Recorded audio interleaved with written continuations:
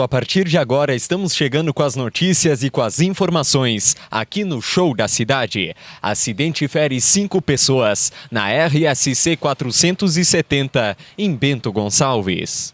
Um acidente de trânsito envolvendo um Fiesta com placas de Farroupilha e um caminhão com placas de Bento Gonçalves ocorreu na manhã desta quarta-feira, dia 12 de novembro, por volta das 7h15, no quilômetro 217 da RSC 470 em Bento Gonçalves, deixando 5 tripulantes do Fiesta com ferimentos.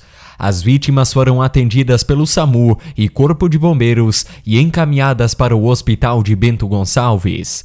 Segundo a Polícia Rodoviária Estadual, o caminhão fazia a transposição da rodovia no trevo de Jeremia, a 300 metros da Pipa Pórtico, quando o carro que seguia no sentido Garibaldi-Bento Gonçalves colidiu na lateral do caminhão. O trânsito esteve lento durante 30 minutos em ambos os sentidos.